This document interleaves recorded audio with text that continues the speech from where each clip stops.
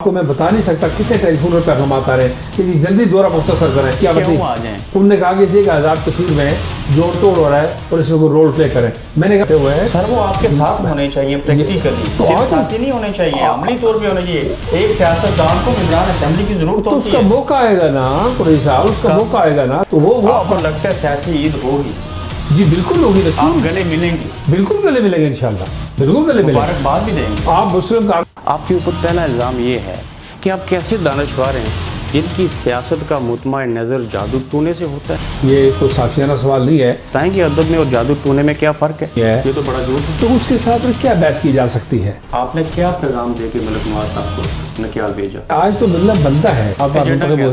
تازہ حالات. 9 من تیل کا ذکر کرتا ہوں کہ رادہ تبھی ناچے گی جب اس تیل کا انتظام ہوگا. اور عمران خان صاحب نے مجھے بڑی جنرس آفر کی تھی. اچھا آزاد کشمیر نہیں سنیے، انہوں نے کہا کہ سردار عتیق خان اگر آپ کہتے ہیں تو میں وہاں سے تحریک انصاف کو رول بیک کرتا ہوں. انہوں نے یہ کہا کہ میں تحریک انصاف کو رول بیک جی میں سیاست ہے. اب یہ تو شطرنج کا کھیل ہے، لحاظ تو نہیں کیا جا سکتا. شطرنج کا کھیل تھا، آپ نے اس کو جیتا. جی اللہ کے فضل سے یہ آتی ہے. ٹھیک ہے سر. فاروق حیدر خان صاحب اگر جماعت کی صدارت نہیں چھوڑتی ان کا اشر آپ جیسا ہوگا یا اس سے برا ہوگا؟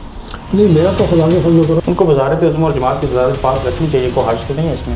نہیں لیکن اس کا فیصلہ وہ کس طرح کر سکتے ہیں؟ سر آپ سے کچھ لوگ رابطے میں ہیں حکومتی پارٹی میں سے. حکومتی پارٹی میں 2-4 بندوں کے سوا وہ سارے لوگ ہیں. سر ایسا ممکن ہے کہ آپ ایک مطالبہ کریں پاکستان سے کہ کشمیر کو علامتی طور پر ایک ریاست تسلیم کرنے والا پہلا ملک بن جائے پاکستان؟ یہ بڑی اچھی بات آپ نے پوچھی. نہیں آپ مردم شناس نہیں ہیں. مردم شناس نہیں ہوں لیکن مردم ناز شناس بھی نہیں ہوں. سر آپ کے اوپر بھیا نواز شریف صاحب کے کچھ احسانات ہیں، کچھ یاد ہیں آپ کو؟ بہت بخیل ہے. سر وزیر اعظم میاں محمد نواز شریف صاحب کا رول تھا آپ کی کامیابی میں؟ میاں نواز شریف صاحب کا رول یقیناً تھا. را کا ایجنٹ کرا میں نے نواز شریف صاحب کو را کا ایجنٹ نہیں کہا. سر آپ نے پچھلے انٹرویو میں کہا. نہیں میں نے تم نے سنیے نا، پوری بات سنیے. پاکستان کے اندر دہشت گردی کا سمبل ہندو طالبان کا امام، اس کی گاڑی چلا کے نواز شریف صاحب لے کے آتے ہیں. اور میرا سب سے بڑا اعزاز یہ ہے مجھے جبل کا بیٹا ہوں. تحریک انصاف سے الیکشن میں کہا کہ آپ خواہاں تھے یا بیٹھے سلطان محمود چودھری؟ دیکھیے جو سر آپ کے والد مرحوم آج زندہ ہوتے تو اس مسلم کانفرنس کا آج بھی یہی اشر ہوتا ہے؟ نہیں، وہ بہت بڑے آدمی تھے، اس سے بہت بہتر ہو سکتا. سر تھوڑا سا احتساب کریں گے آج ہم آپ کا. جی بسم اللہ کریں. اب مائنڈ تو نہیں کریں گے؟ جی نہیں صاحب، میں بیرل صاحب کی بات کا جواب نہیں دینا چاہتا. سر یہ اخلاقی جرات کا مظاہرہ تو نہ ہوا؟ نہیں میں یہ کہتا ہوں، 2006 کے الیکشن میں ریاستی جماعت کی ٹکٹ مارشل لا کے دور میں انگریز مشرف کے سائے میں چودھری شجاعت نے تقسیم کی. ایسے زمین آسمان کا چودھری شجاعت آسمان سے نہیں 363 دن ہوتے ہیں سال میں، آپ نے تقریباً 200 دن فضا میں گزار دیے. گوگل پہ جا کے سرچ کریں. سر میں گوگل پہ نہیں جانا چاہتا، میرے سامنے گوگل موجود ہے. ریاستی وزیر اعظم کی بیرونی دنیا میں کیا اہمیت ہے، کون مانتا ہے؟ میں برطانیہ کی بات کر لیتا ہوں، جہاں پہ آزاد کشمیر کے آپ سمیت کسی بھی وزیر اعظم کو وہاں کے آفیشلز نے رسیو کیا. جو موجودہ ہے اس کو پسند کرتے ہیں جھنڈے کو. نہیں ہماری ریاست کا جھنڈا ہے، ریاست کی اس میں حکمت ہے جو میں آپ سے پوچھ رہا ہوں. نہیں وہ جو حکمت ہے سر، یہ جھنڈا آزاد کشمیر کا ہے یا ریاست جموں کشمیر کا ہے؟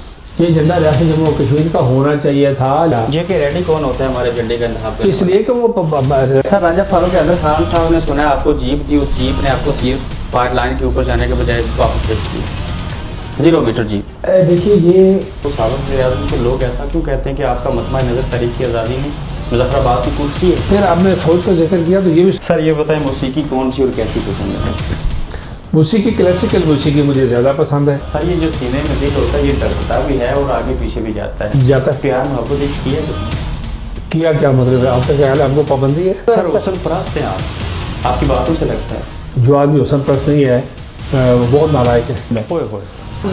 یہ کیا بات ہے؟ سر پیار محبت اور عشق میں فرق ہے. پیار محبت اور عشق بڑی پاکیزہ چیزیں ہیں. آپ نے بڑی اچھی بات کی. میں ایک چھوٹی سی بات آپ کو بتا دوں میرے ساتھ دلچسپ. جی لیکن مجھے بڑی خوشی ہے کہ آپ نے پچھلا آپ کا جو انٹرویو اس پر بھی لوگوں نے بہت اچھے کمنٹس کیے ہیں. امجد واسی کو کہا کہ ابرار قریشی صاحب کو میری طرف سے سلوٹ کرنا. آپ کو میں ویلکم کرتا ہوں بالخصوص آپ میرے شہر میں آئے. جی بس وہ آپ کی محبت کھینچ لائی. اللہ کرنا. آپ کیسے؟ شکر اللہ کا. السلام علیکم، میں ہوں ابرار قریشی. ایک مرتبہ پھر آپ کی خدمت میں حاضر ہوں ایک نئے گورکھ دندہ کے ساتھ. اور آج کا جو گورکھ دندہ ہے اس میں آپ کو ایک ایسی شخصیت کے ساتھ ملاقات کرواؤں گا کہ یقیناً آپ جیسے پہلے اس شخصیت کے انٹرویو سے مستفید ہوئے، آپ نے بڑا اچھا رسپانس دیا، اور یہی وجہ تھی کہ آج پھر سے میں اپنے خطہ کے سابق وزیر اعظم ریاستی جماعت کے سربراہ سردار عتیق احمد خان صاحب کے ساتھ ان کے سامنے بیٹھا ہوں۔ سر السلام علیکم۔ وعلیکم السلام۔ کیسے ہیں آپ؟ اللہ کرم، آپ کیسے ہیں؟ شکر اللہ کا۔ آپ کو میں ویلکم کرتا ہوں، بالخصوص آپ میرے شہر میں آئے۔ جی بس وہ آپ کی محبت کھینچ لائی اور آنا پڑا۔ اور آپ کا بے حد شکریہ کہ آپ نے مجھے ایک مرتبہ پھر سے یاد کیا اور مجھے ٹائم دیا۔ جی ویلکم۔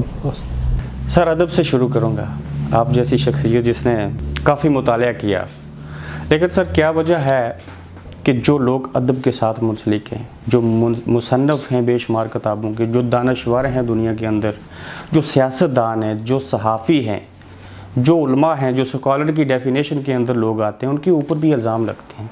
آپ کے اوپر پہلا الزام یہ ہے کہ آپ کیسے دانشور ہیں جن کی سیاست کا مطمع نظر جادو ٹونے سے ہوتا ہے؟ آپ اس کے اوپر بلیو کرتے ہیں؟ لوگوں کو بتائیں گے ادب میں اور جادو ٹونے میں کیا فرق ہے؟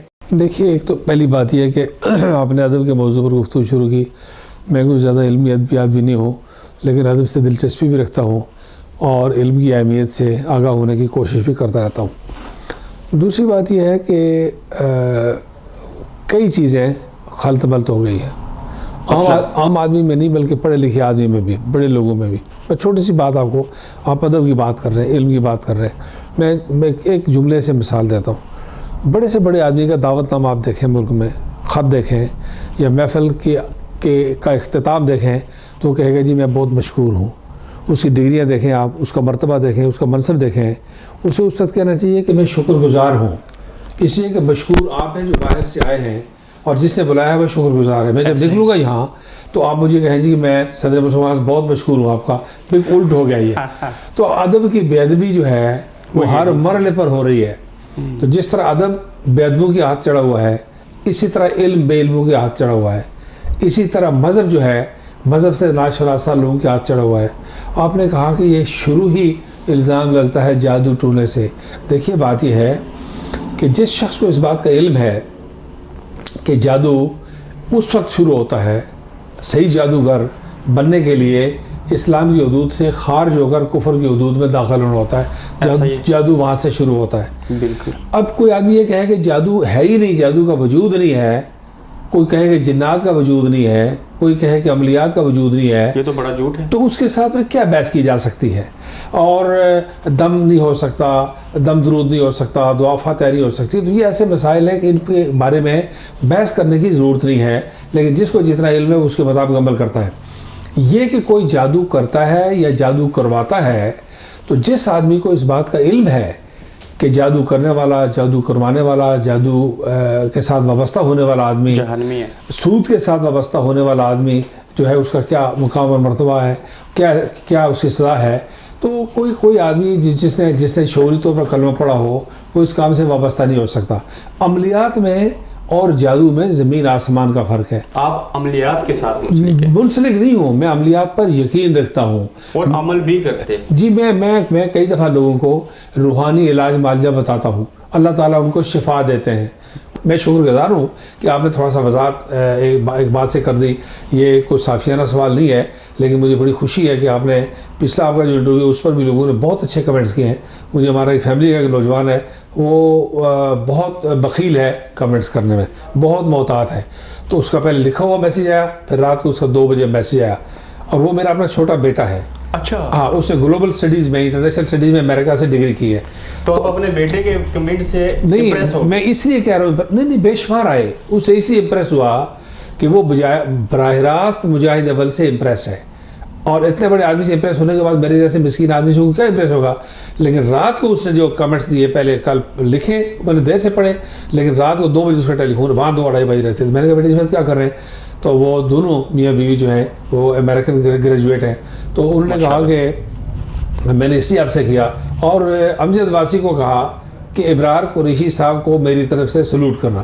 یہ اس آدمی کا نام اسے لیا ہے، سردار عرفان علی خان اس کا نام ہے، کہ وہ بخیل آدمی ہے، کنجوس آدمی ہے، ایک حد سے زیادہ بات کامنٹ سے نہیں کرتا، صرف اور صرف اول آخر مجاہد اول سے متاثر ہے، کبھی کبھار بھٹو صاحب کا ذکر کرتا ہے، چھوٹا ہے لیکن اس کی اپنی ایک طبیعت ہے۔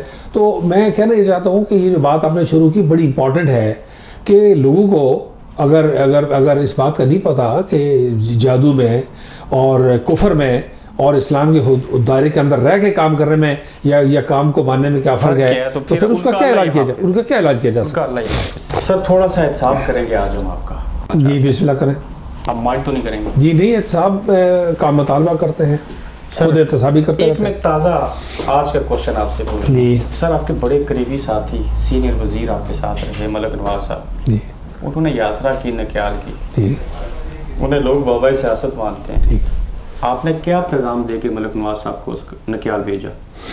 دیکھیے پہلی بات یہ ہے کہ ملک نواز صاحب اتنے سینئر ساتھی ہیں، ان کو میرے پیغام دینے کی ضرورت نہیں ہے. خود سمجھدار؟ جی وہ خود سمجھدار ہیں، وہ خود یہ سمجھتے ہیں. نمبر 1. نمبر 2، جن صاحب کو ملنے کے لیے گئے ہیں سردار اسکندر یاد خان صاحب کو، میں اور ملک نواز صاحب اور الیاس بٹ صاحب مرحوم اور ہمارے کوٹلی کے ساتھی، ہم سارے خود کئی مرتبہ ملنے کے لیے ایک شدید ناراضگی کے دوران بھی جاتے رہے. لیکن آج تو ملنا بنتا ہے. آج میں موجود نہیں ہوں تو قائم مقام صدر تو مرزا شفیق جلال صاحب ہیں، لیکن مرزا ملک نواز صاحب مسلم کانفرنس کے سینئر موسٹ آدمی ہیں، تو ان کا ملنا بنتا ہے. اس لیے کہ وہ معلوم کریں کہ اتنے جلے کٹے بیانات آ رہے ہیں سردار اسکندر یاد خان صاحب کے، تو یہ تو جائز بات ہے بالکل. وہ پارلیمنٹ کے اندر بھی ملک نواز صاحب اسمبلی کا اور پوری ریاست میں واحد آدمی جو لگاتار 7 بار منتخب ہوئے. ایجنڈا ان کا یقیناً تازہ حالات ہوں گے. آپ کے فائدے کے لیے ملاقات تھی؟ کوئی شخص بھی اپنے نقصان کے لیے ملاقات کرتا ہے. ان کا میرا فائدہ، ملک نواز صاحب کا میرا نفع نقصان مشترک ہے.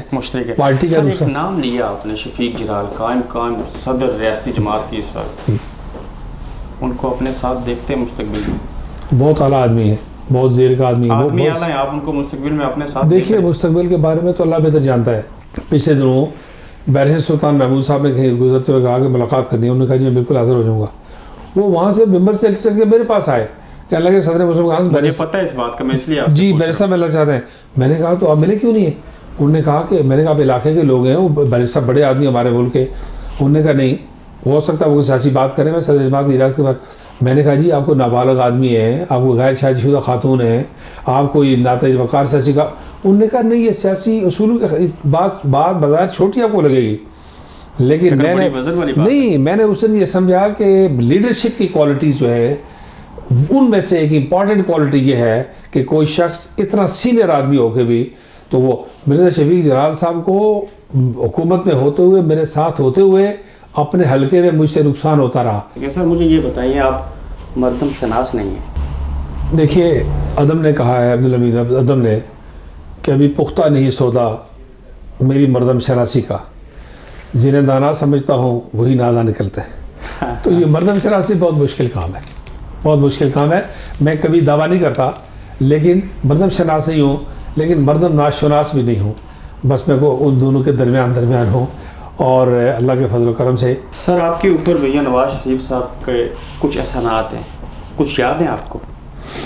دیکھیے کسی بھی آدمی کا کوئی بھی احسان ہو، وہ بڑا ہو یا چھوٹا ہو، تو اس کو کبھی زندگی میں بھولنا نہیں چاہیے. احسان فراموش آدمی کوئی اچھی کیٹیگری میں. سر میں آپ کو یاد کرواؤں؟ جی بتائیے. سر آپ نے جب نواز شریف صاحب وزیر اعلیٰ تھے، جی 1991 میں ایک الیکشن کنٹیسٹ کیا. ٹھیک ہے. وہ سردار عتیق جو ریاست جماعت کے آج سربراہ ہیں، ٹھیک ہے، اس وقت یوتھ کو لیڈ کرتے تھے. ٹھیک بات ہے. چیئرمین یوتھ بورڈ ہمیشہ مجھے پتا ہے. ٹھیک ہے. سر اس سردار عتیق کو کیا آزاد کشمیر میں داند ہی نہیں کر سکتا تھا، یا آپ کو لوگ ایکسیپٹ نہیں کرتے تھے؟ آپ نے لاہور سے الیکشن لڑا ماجرین کی سیٹ کے اوپر. یہ بڑی اچھی بات آپ نے پوچھی. اور میاں صاحب نے خاکروب جو تھے ان کو بیچ کے ہدایت دے کے آپ کو الیکشن جتوایا، یہ بھی الزام ہے آپ کے اوپر. پہلی بنیادی بات یہ ہے کہ وہ میرا پہلا الیکشن تھا، ایک بات. نمبر 2 بات یہ ہے کہ وہ الیکشن پارٹی کے اندر مجھے ٹکٹ نہیں ملا تھا، جماعت کے اندر ٹکٹ نہیں ملا تھا. یہ ٹکٹ کراچی میں سردار عزیز خان صاحب مرحوم کو ملا تھا، لاہور والا. تو یہ ٹکٹ انہوں نے مجھے چھیڑا، میرے لیے چھوڑا. نمبر 1. نمبر 2 یہ لاہور کی سیٹ نہیں ہے. اسینشلی یہ سیٹ لاہور کراچی کوئٹہ 1,42,000 کلومیٹر پر ہے. اگر آپ پولنگ اسٹیشن سے پولنگ اسٹیشن ڈاٹ کریں. میں بگٹی صاحب کو ملنے کے لیے گیا، وزیر اعلیٰ تھے یا گورنر تھے، تو میں نے کٹسی کال کی تو پوچھنے لگی الیکشن. تو انہوں نے کہا یہاں کون سا الیکشن ہے؟ میں نے کہا جی کوئٹہ میں، خوزدار میں، لور الائی میں. اس علاقے کتنے ووٹ بڑا دودھ دربا. جی میں آپ کو بتا رہا ہوں، ان کا 2-4 ہزار ووٹ. تو مفتی صاحب نواب اکبر خان مفتی بڑے مزیدار آدمی، دلچسپ آدمی تھے. تو کہنے لگے کہ عجیب آدمی ہے کہ آپ کو یہ شیطان کی آنکھ کی طرح کا حلقہ ملا ہے، آپ کے حصے میں ہے. اس وقت 40,000 ووٹ کراچی کے اندر تھے، 4,000 ووٹ جو ہے کوئٹے کے اندر تھا. اس وقت 7 ووٹ لیا کے اندر تھے، 250 ووٹ ملتان کے اندر تھا. سر آپ جیت گئے. 13,000 ووٹ جنگ کے اندر تھے. تو اس لیے یہ جو حلقہ ہے لاہور میں میرا مین آفس اس لیے تھا کہ میں وہاں سے ہو کے پاکستان آسانی سے آگے پیچھے نہیں اپنا نہیں، باقی جو 12 سیٹیں ہیں ان کو بھی میں سر وزیر اعظم میاں محمد نواز شریف صاحب کا رول تھا آپ کی کامیابی میں؟ میاں نواز شریف صاحب کا رول یقیناً تھا کہ پنجاب کے اندر ان کی حکومت تھی تو ہمیں انتظامی طور پر کوئی مشکل نہیں تھی، آسانی تھی جہاں کہیں ہو سکتا تھا. ایک فیسلٹی موجود تھی، اس لیے کہ وہ اور ہم اس وقت ایک ہم آہنگی تھی ہماری سیاست میں. سر کیا ضرورت پیش آئی کہ آپ نے وزیر اعظم نواز شریف صاحب کو راک ایجنٹ اور ان کے ساتھ چلنے والوں کو بھی راک ایجنٹ قرار دیا؟ میں نے نواز شریف صاحب کو راک ایجنٹ نہیں کہا. سر آپ نے پچھلے انٹرویو میں کہا. نہیں، میں نے سنیے نا، پوری بات سنیے، دیکھیے پوری بات سنیں، آؤٹ آف کانٹیکسٹ نہیں، سیاق و سباق کے ساتھ. آپ یہ دیکھیں کہ میاں محمد نواز شریف ایک وقت ایسا تھا کہ پاکستان میں پاکستانی نظریاتی اور دائیں بازو کی اور مذہبی قوتوں کے سمبل کے طور پر سامنے تھے. اسلامی جمہوری اتحاد آپ دیکھ لیں، ساری مذہبی سیاسی ایک طویل فہرست ہے. جو بات اب میں کر رہا ہوں اس میں ساتھ ایک بات کا ذکر کرتا ہوں. میں یہ کہتا ہوں کہ نواز جندال پالیسی نے کشمیر کے مسئلے کو خراب کیا. میں یہ کہتا ہوں کہ 5 سال تک آپ نے وزیر خارجہ نہیں رکھا. وزیر خارجہ کا نہ ہونے کا مطلب یہ ہے کہ آپ کھیل کے میدان میں اور آپ کا گول کیپر نہیں ہے، اور دوسری طرف سے ٹیم کو آپ ٹائم دیے جا رہے ہیں کہ جتنا مرضی گول کرے. یہ بڑے فیکٹ ہیں جس کے اوپر آپ نے نریندر مودی کو آپ ڈرائیو کر کے لے کے آتے ہیں، رمضان شوگر مل میں کام کرنے والوں کو بغیر ویزے کے آپ لے کے آتے ہیں، کلبھوشن یادیو کا آپ نام نہیں لیتے تقریر کے اندر. آپ جو ہے وہ اجیت ڈبل کو کی گاڑی چلا کے لے کے آتے ہیں. پاکستان کو اپنی سالگرہ کے اوپر اہمیت دے دی، آپ یہ کہنا چاہ رہے ہیں؟ میں یہ کہہ رہا ہوں کہ سالگرہ کو بھی اہمیت دینے سے کم نقصان ہو سکتا تھا. مسلمانوں کا، گجرات کے مسلمانوں کا قاتل، کشمیر کے مسلمانوں کا قاتل، ہندو گولڈن ٹیمپل گرانے والا، بابری مسجد گرانے والا، اور ہندوستان کے اندر دہشت گردی کا سمبل ہندو طالبان کا امام، اس کی گاڑی چلا کے نواز شریف صاحب لے کے آتے ہیں اور راہ کے چیف کو ساتھ بٹھا کے لے کے آتے ہیں. جس نواز شریف کے بارے میں آپ یہ خیالات رکھتے ہیں، پلٹ کے آیا آپ کے پاس ماضی، اللہ نہ کرے کہ آپ کو کبھی پھر سے اتحادی بننا پڑ جائے نون لیگ کے ساتھ، یہ الفاظ جو ہیں آپ کے آج کے یہ قائم رہیں گے؟ جی ان الفاظ کو تو کوئی دیکھے نا، میں نے جب یہ کہا ہے کہ ان کے ساتھ جب ہمارا تعلق اچھا تھا اس وقت بھی پھر بھی اچھا ہو سکتا ہے. میں یہ توبہ کے دروازے اگر اللہ نے نزا کے وقت تک کھلے رکھے ہو تو آپ اور میں کون ہوتے بند کرنے والے؟ اگر کسی کو اصلاح کریں اور وہ پاکستانی کا پرچم بلند کریں اور وہ نظریہ پاکستان کے ساتھ وابستہ ہو جائیں اور وہ مسلم لیگ کی وراثت کو سنبھالیں. میں آج بھی یہ کہتا ہوں کہ پاکستان کے مسائل کا بہترین حل یہ ہے کہ ایک مضبوط اور جاندار مسلم لیگ ہونی چاہیے جو نظریہ پاکستان کی بات کرے. مسلم لیگ ہونی چاہیے. جی میں آج بھی یہ کہتا ہوں. مسلم کانفرنس نہیں ہونی چاہیے. نہیں، میں پاکستان کی بات کر رہا ہوں. آزاد کشمیر کی تو اس میں چہرے کون سے ہونے؟ نہیں، میں اور بات کر رہا ہوں. میں پوری بات سن رہے ہیں تاکہ آپ کے سامعین کو. میں یہ کہہ رہا ہوں کہ اگر مشرقی پاکستان میں مسلم لیگ مضبوط ہوتی تو مشرقی پاکستان کبھی بنگلہ دیش نہ بنتا. اسی طرح پاکستان کے اندر مسلم لیگ کا مطلب نظریہ پاکستان ہے. آپ کہہ رہے ہیں کہ جی کل دوبارہ حالات بحال ہو جائیں، تو میں بھی پھر اسی لیے 9 من تیل کا ذکر کرتا ہوں کہ رادہ تبھی ناچے گی جب اس تیل کا انتظام ہوگا. مسلم لیگ نظریہ عقیدے کی بات کر کے آئے گی، نون کاف کی بات نہیں کرے گی کہ یہ شہباز لیگ ہے اور نواز لیگ ہے. یہ کیا بات ہے کہ اس 21ویں صدی میں ایک آدمی کے نام پر ٹریڈ یونین انجمن تاجران نہیں بن سکتی، ٹیکسی ڈرائیوروں کی یونین نہیں بن سکتی کسی ایک آدمی کے نام پر، اور ایک سیاسی بات کے ساتھ لوگ چل رہے ہیں. سر مجاہد اول بڑی شخصیت، وہ شخصیت کہ جس کو ذوالفقار علی بھٹو شہید اور ضیاء الحق جیسے لوگ، انہوں نے ان کے ساتھ وقت گزارا، ایک جلسے میں تقاریر کی، ان کو ملنے کے خواہشمند ہوتے تھے. شاید کہیں ایسا بھی ہوا ہو کہ انہوں نے کہا ہو میرے پاس وقت نہیں ہے. اس مجاہد اول کا بیٹا آج اس دور میں داخل ہو چکا جس کو عمران خان سے ملنے کے لیے ایک وکیل کے ذریعے شیخ رشید سے ملنا پڑا. دیکھیے 2 باتیں. ایک تو یہ کہ آپ نے بڑی اچھی بات کی کہ مجاہد اول بڑی شخصیت ہے، جتنے لوگوں کو معلوم ہے اس سے بہت بڑی شخصیت ہے، ان کے بارے میں گھر میں لوگوں کو 2-4-5% بھی آج تک معلوم نہیں ہے. لوگ ان کو کوئی جماعت کے حوالے سے, کوئی الیکشن کے حوالے سے, کوئی صدر کے حوالے سے, کوئی وزیر اعظم کے حوالے سے جانتا ہے, لیکن وہ بہت بڑی شخصیت تھے. اور جو لوگ پاکستان میں قدردان تھے بڑی شخصیات کے, وہ مجاہد دل کی بے حد قدر بھی کرتے تھے. ذوالفقار علی بھٹو خود بڑی شخصیت تھے, ضیاء الحق صاحب خود بڑی شخصیت تھے, نوابزاد رسول اللہ خان صاحب تھے, مفتی محمود صاحب تھے, پروفیسر غفور صاحب تھے, ولی خان صاحب تھے, شیرباغ خان مزاری تھے, بیگم ولی خان تھے. جتنے بڑے لوگوں کے آپ نام لیتے ہیں, وہ سید ابواللہ مودودی تھے. تو 8 سال تک سید ابواللہ مودودی نے کہا کہ آزاد کشمیر میں مسلم کانفرنس کی موجودگی میں جماعت اسلامی نہیں بن سکتی.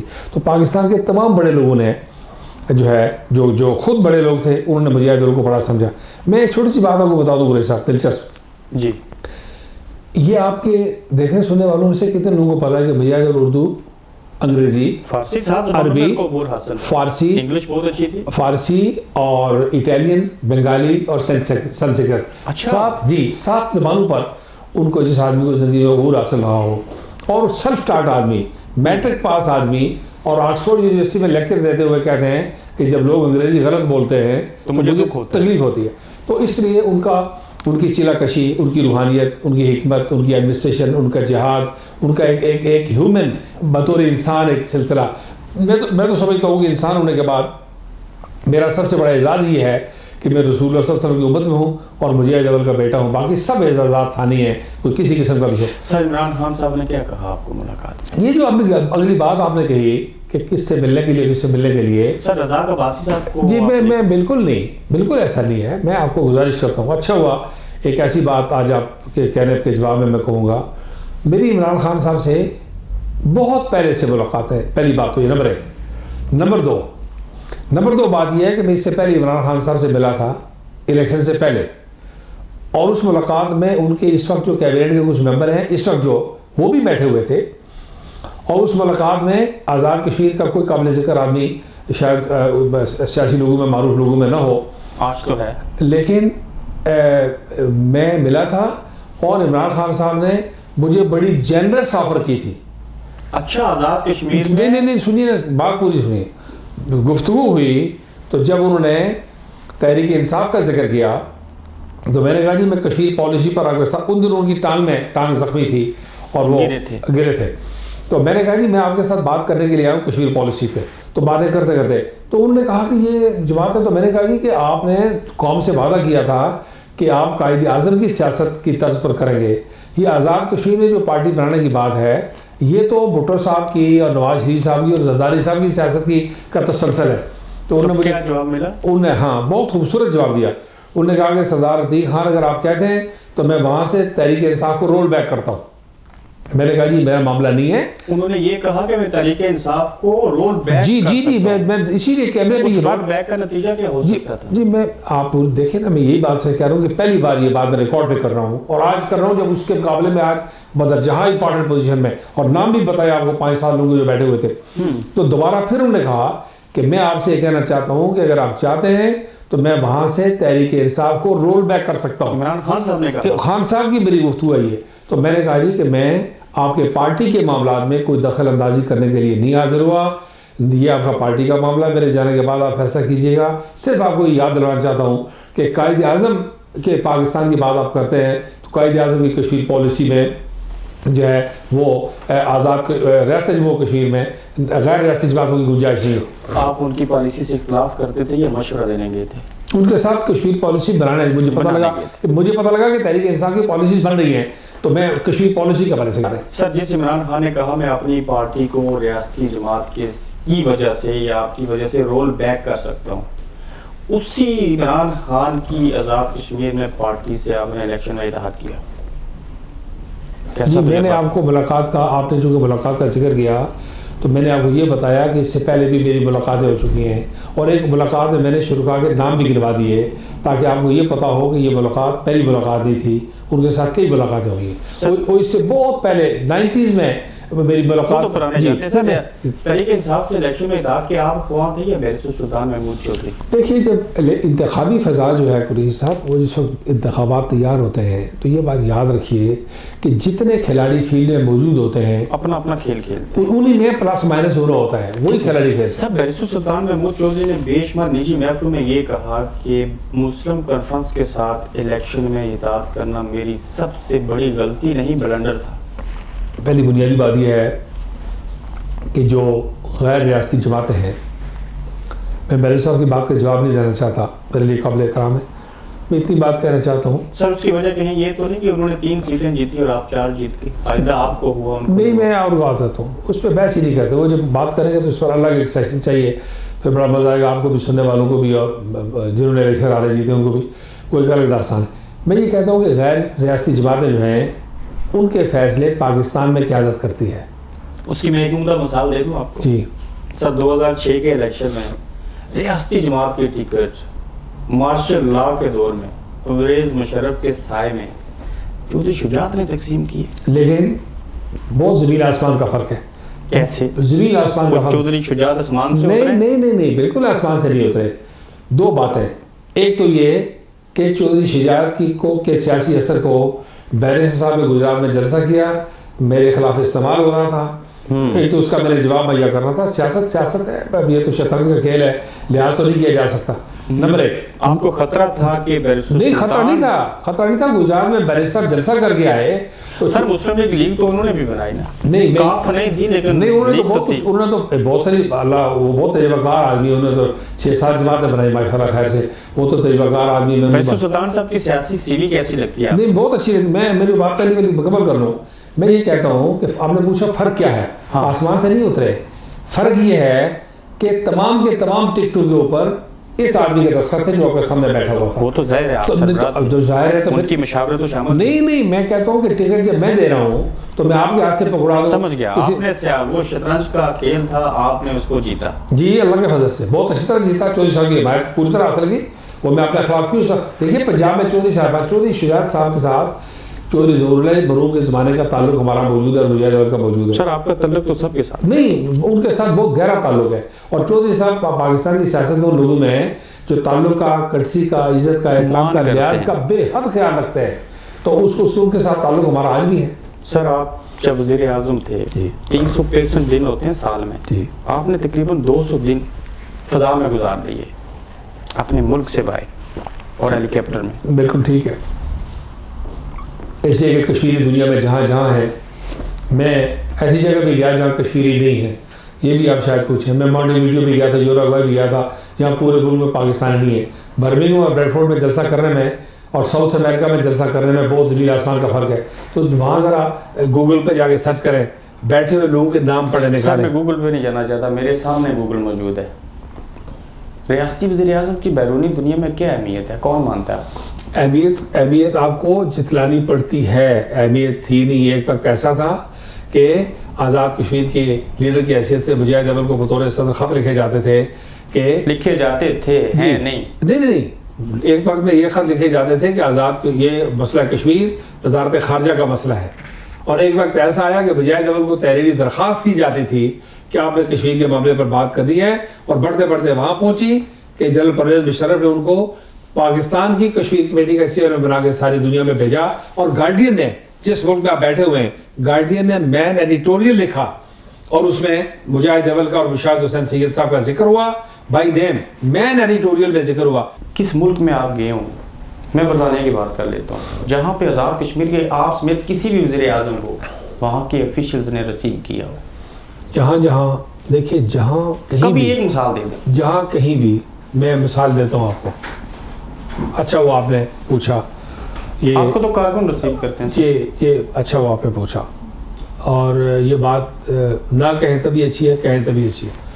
اچھا وہ آپ نے پوچھا تو میں آپ کو بتاتا ہوں کہ جو نارتھ امریکہ میں شہری رہتے ہیں ان سے یہ پوچھئے کہ نیو یارک کے ایئرپورٹ پر وزیر اعظم آزاد کشمیر کو کس طرح ریسیو کیا گیا. 1, انہیں یہ پوچھئے کہ جاتے ہوئے کیلیفورنیا کے ایئرپورٹ پر کس طرح ریسیو کیا گیا. 2, नंबर 3 इन्हें पूछिए कि मांडी वीडियो जाते हुए रास्ते में हम ब्राज़ील से किस मुल्क से गुजरे थे, वहाँ पर किस तरह रिसीव किया गया। नंबर 3। और एक और बात इजाफी बताता हूँ कि कश्मीर टाइम के वेद वसीम साहब और जितेंद्र बख्शी, इत्तेफाक की बात है कि चूंकि आर पार से डेलीगेशन था और कश्मीरी पंडित भी, कश्मीरी पंडितों का एक बड़ा लीडर भी वो आपको रिसीव करने नहीं रिसीव नहीं, उस डेलीगेशन में वो जहाज में बैठे हुए थे। अच्छा। तो जब मुझे इमिग्रेशन ने पूछा वहाँ कैलिफोर्निया एयरपोर्ट पर, तो मुझे अच्छा नहीं लगा कि मैं क्लब क्लास से निकलूँ और मैं ये कहूँ कि मेरे साथ स्टाफ के 2 आदमी हैं। अच्छा सर, अक़वाम मुत्तहिदा का आप नाम लेते हैं, ये एक मसला कश्मीर वो हल करवाएंगे, बड़ी उम्मीदें आपको उनसे। फ़र्ज़ करें कि अक़वाम मुत्तहिदा कश्मीरी लीडरशिप से ये कहता है, आज़ाद कश्मीर की बात करो, अपना एक नुमाइंदा दे दे जो हमारे साथ डायलॉग में और बाकी चीज़ों में शामिल हो, किसका नाम तजवीज़ करेंगे? देखिए, पहली बात तो ये है कि हमने ये कभी नहीं कहा कि अक़वाम मुत्तहिदा हल करवा दे, हमारी बात ज़रा वाज़ेह होनी चाहिए।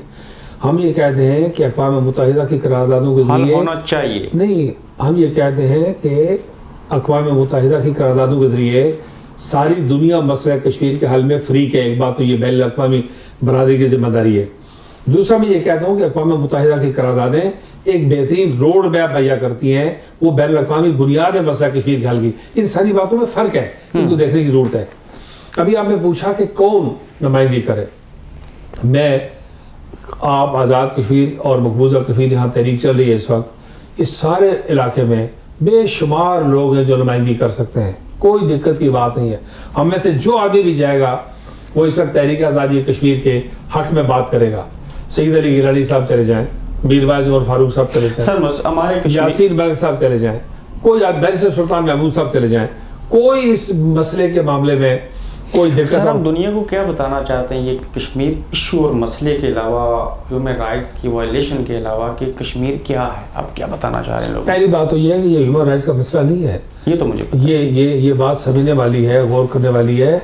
बुनियादी तौर पर मसला सियासी है और बैनुल अक़वामी तौर पर तस्लीम शुदा हक़ खुद इरादी का मसला है।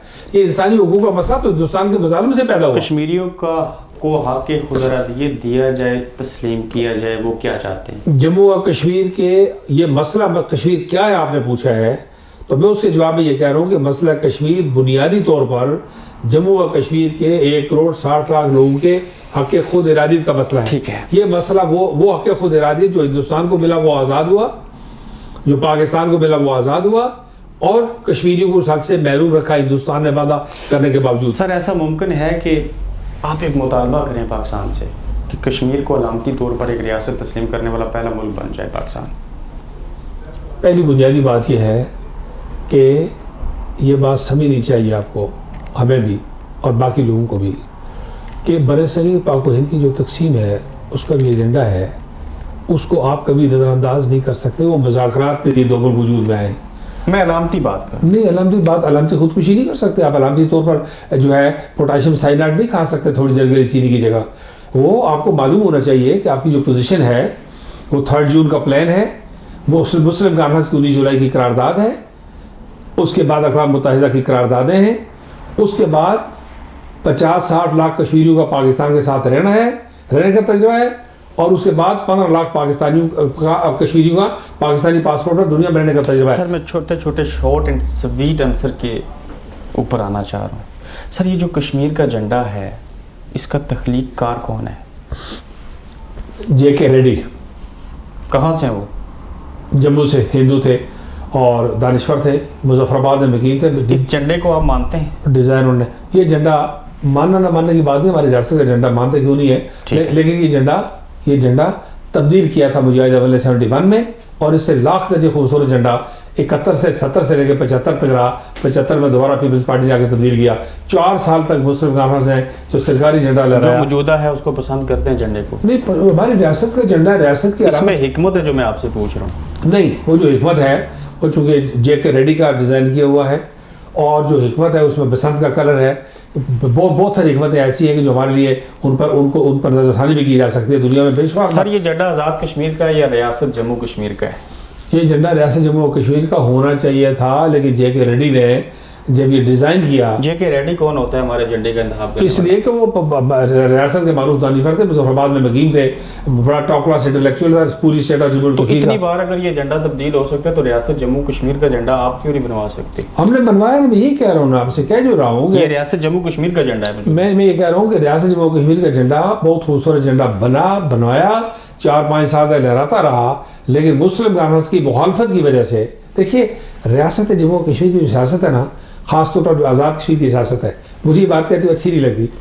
اس کو سمجھنے کے لیے آسان بات آپ سمجھیں, یہ غازی آباد کی حمایت اور غازی آباد کی مخالفت کی بنیاد پر چلتی ہے. کوئی لمبا چوڑا فارمولہ سمجھنے کی سائنس نہیں ہے, کوئی سائنس نہیں ہے, بس سمپل بات ہے.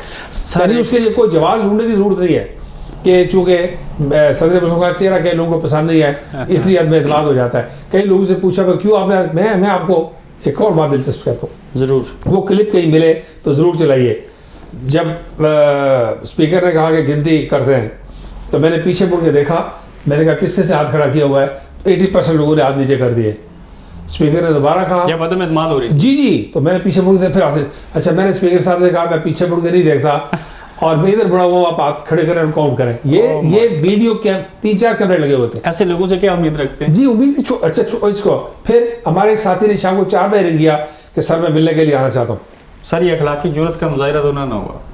نہیں میں یہ کہتا ہوں, میں پھر بھی ان کی مہربانی سمجھتا ہوں. یہ تو پیٹھ میں چھرا گھونپنے والی نہیں, بات چھرا تو گھومنا ہوا, لیکن تاریخ میں ایسے ہوتا ہے کہ دل حسین کے ساتھ اور تلوار یزید کے ساتھ, یہ تو تاریخ میں یہ واقع ہو چکے ہیں. میں اس خوش قسمت سمجھتا ہوں اپنے آپ کو کہ صبح 10 بجے ایک آدمی میرے خلاف ووٹ دیتا ہے اور شام کو 4 بجے وہ پڑھا لکھا آدمی مجھے رنگ کرتا ہے کہ میں ملنے کے لیے آنا چاہتا ہوں. میں نے کہا جی آخری رات وزیر اعظم ہاؤس میں, یہاں بڑا جذباتی ماحول ہے, میں پنڈی سے واپسی پر آپ کو ملوں گا.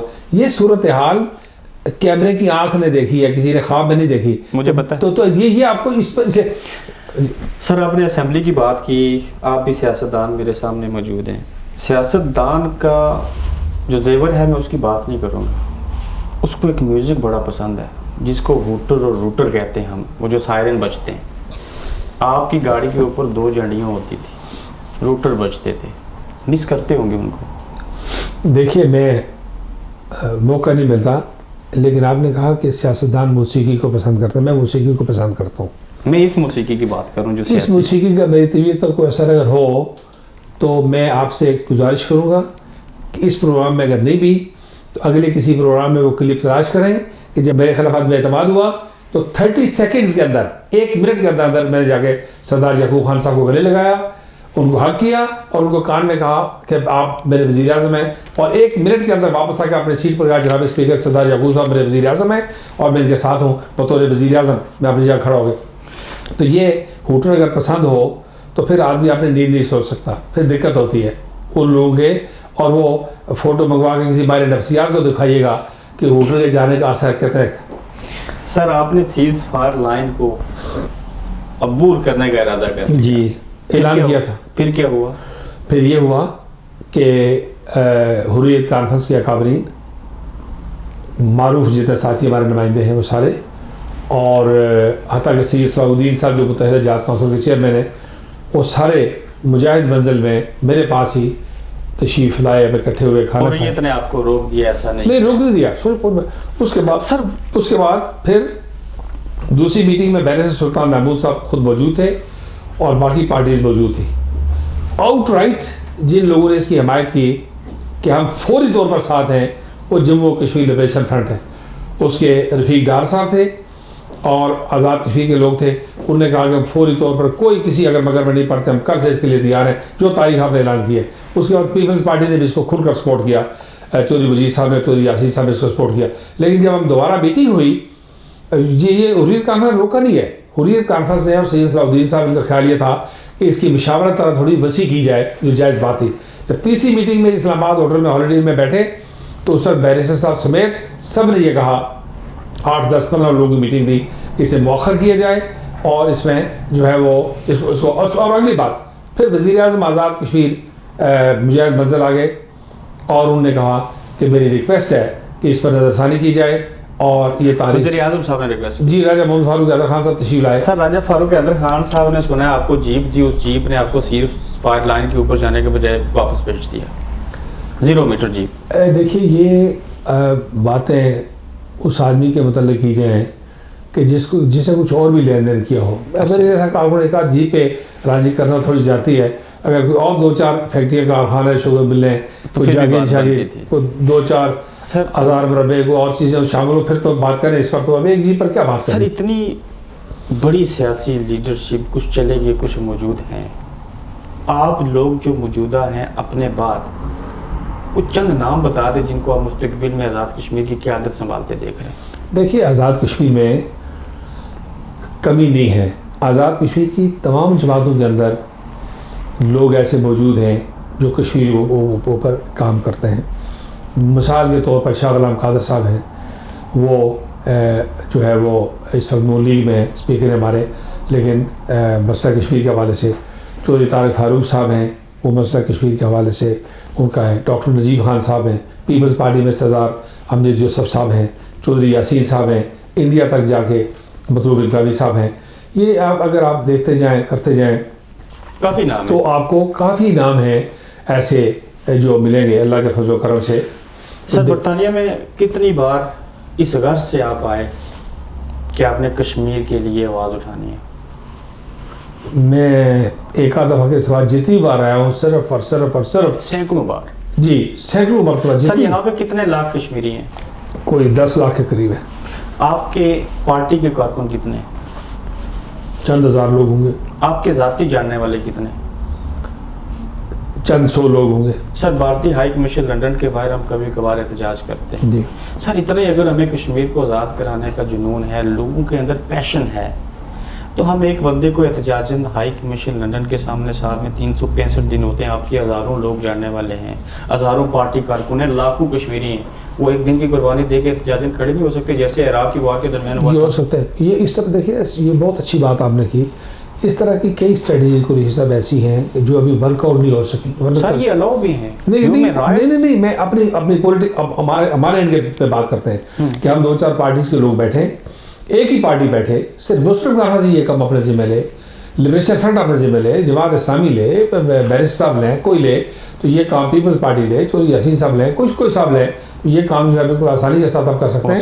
بہت اچھی بات آپ نے کی. لیکن میں یہ بات کئی دفعہ کہہ چکا ہوں کہ اسٹریٹجیز کے اوپر, حکمت عملی کے اوپر غور کرنے کے لیے بار بار ہمیں مل بیٹھ کے, میں اسٹیک ہولڈرز کا ذکر کیوں کرتا ہوں کہ جب مجھے پتا ہے کہ آپ کشمیر میں دلچسپی رکھتے ہیں تو آپ بھی ایک امپورٹنٹ اسٹیک ہولڈر ہیں. تو ہم جماعتوں سے, نظریات سے, عقائد سے ہٹ کے تمام لوگ اکٹھے بیٹھے ہیں, حریت کانفرنس کے نمائندے ہوں, اور ہم باہر اندر کے لیے اسٹریٹجی بنائیں. اس میں فورن آفس بھی بیٹھے, پاکستانی ہائی کمیشن کے لوگ بھی اسی حالت میں. جس جماعت نے اتنی کشمیر کے لیے قربانیاں دی, آپ کے والد صاحب کے نام کے اوپر بریگیڈ کا نام تھا, اس کے اندر فوجی تھے, کام ہو رہا تھا, اس جماعت کے موجودہ صدر کو, سابق وزیر اعظم کو لوگ ایسا کیوں کہتے ہیں کہ آپ کا مطمع نظر تحریک کی آزادی نہیں, مظفر آباد کی کرسی ہے؟ پھر آپ نے فوج کا ذکر کیا تو یہ بھی سنیے کہ پاکستان کی فوج نے 70 سال میں صرف اور صرف ایک سیاستدان کو تدفین کے وقت فوجی اعزاز کے ساتھ دفن کیا. آپ کے والد صاحب جی, تو اس کا کچھ سبب ہوگا نا. تو دوسرا جو ہے, دیکھیے پالیٹکس جو ہے نا, اس میں کبھی بھی آپ اگر یہ خیال رکھیں کہ الزامات سے آپ بچ سکتے ہیں, اعتراضات سے بچ سکتے ہیں, اس سے ہم سیکھتے ہیں. تنقید جو ہے وہ میں سمجھتا ہوں کہ ہمارے علم میں, ہمارے حوصلے میں اضافہ کرتی ہے. سر ایک اور الزام دیتے ہیں, آپ کے بعد آپ کے بیٹے کے اوپر بھی لوگ الزام لگاتے ہیں. سر جب وہ یوتھ کے چیئرمین تھے, آپ وزیر اعظم تھے, سینکڑوں گاڑیاں ہیں, روٹر لگے ہیں, الحاق پاکستان ریلی تاؤ بڑھ سے لے کے کراچی تک نکل رہی ہے. دیکھیے جب آپ وزیر اعظم نہیں ہے, سرکاری خرچہ نہیں ہے, تو کچھ بھی نہیں کرتے وہ. نہیں, یہ بڑی میرا خیال ہے یہ معلومات کی بہت کمی ہے. پہلی بنیادی بات یہ ہے کہ میں وزیر اعظم ہوں یا نہیں ہوں. جس آدمی کی آپ بات کرتے ہیں اس بیٹے کے میرے کا نام سردار عثمان علی خان ہے, اور انٹرفیتھ پر اس کے جو ٹیچر ہیں ان کا نام برائن کاکس ہے. یہ وہی شخص ہیں جو بے نظیر کے بھی استاد تھے اور اس معاملے میں اس کے بھی ٹیوٹر استاد تھے.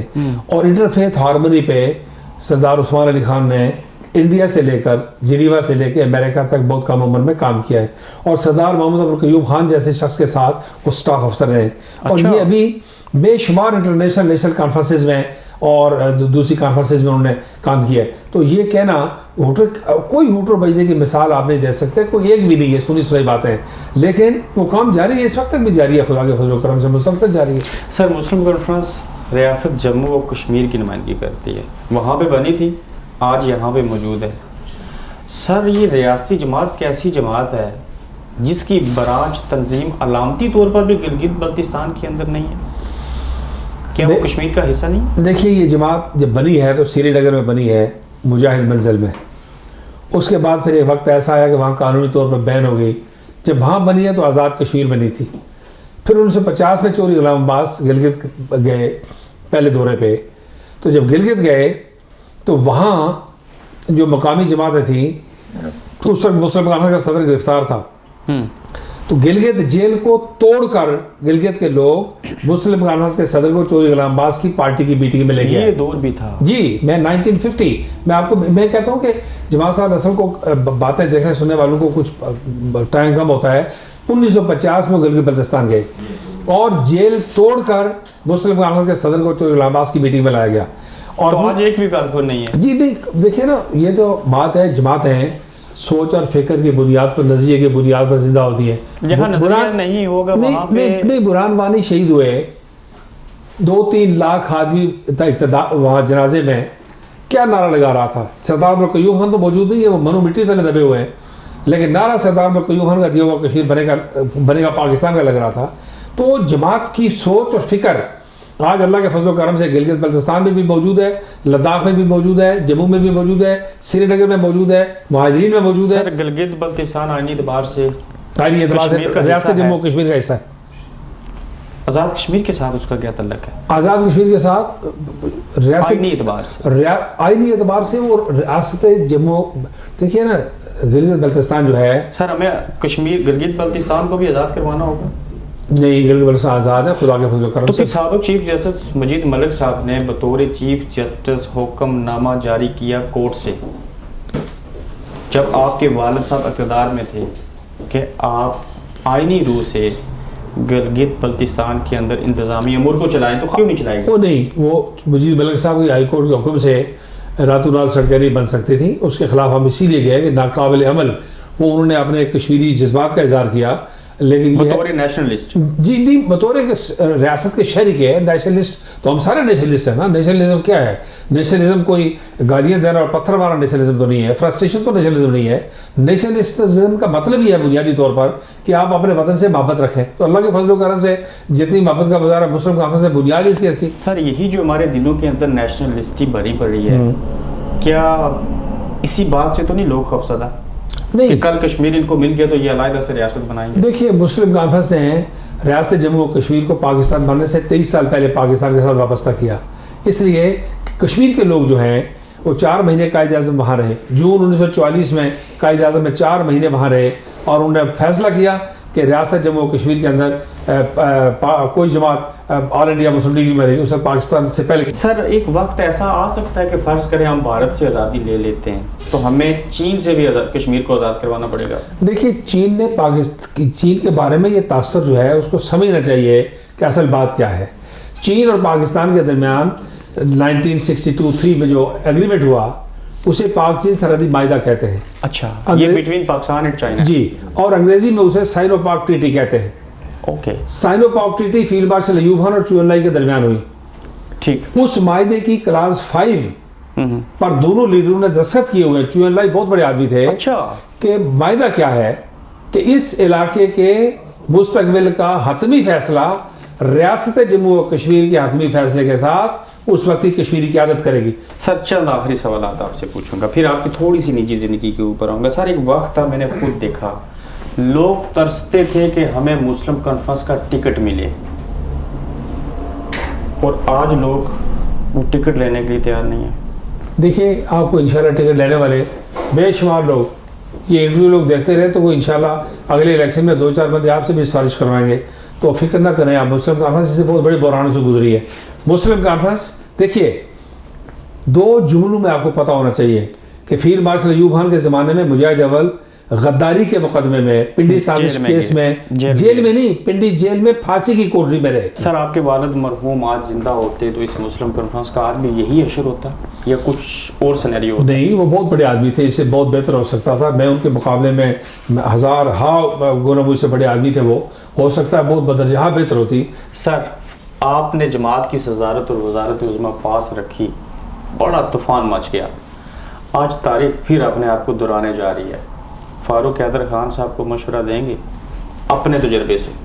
دیکھیے، میں ان کو اپنے تجربے سے مشورہ دوں گا کہ جماعت کو جماعت سمجھ کے چلائیں اور حکومت کو حکومت سمجھ کے چلائیں.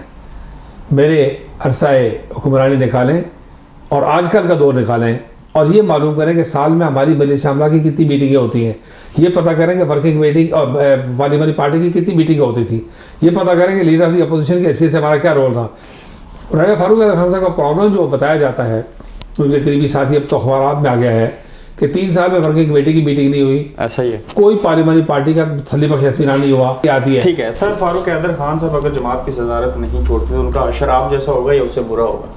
نہیں، میرا تو خدا کے فضل و کرم سے میں تو ہر نئے وزارت عظمیٰ سے چلے گئے تھے. وزارت عظمیٰ اس سے بڑی بات کیا؟ نہیں، وزارت عظمیٰ کوئی معیار ہی نہیں ہے بالکل. خدا جماعتی صدارت کے اوپر وزارت عظمیٰ کو آپ ترجیح نہیں دیتے؟ بیچ جماعتی مسلم کانفرنس جو ہے اور مسلم کانفرنس کی صدارت وزارت عظمیٰ کے مقابلے میں ہزار گنا زیادہ بڑی قیمتی بات ہے. سر ایک اور بات بتا دیں، فاروق حیدر خان صاحب کو آئینی اعتبار سے یہ جو بھی ہے پارٹی ان کی ہے، میں آپ سے سوال پوچھ رہا ہوں، ان کو وزارت عظمیٰ اور جماعت کی صدارت پاس رکھنی چاہیے، کوئی حرج تو نہیں ہے اس میں؟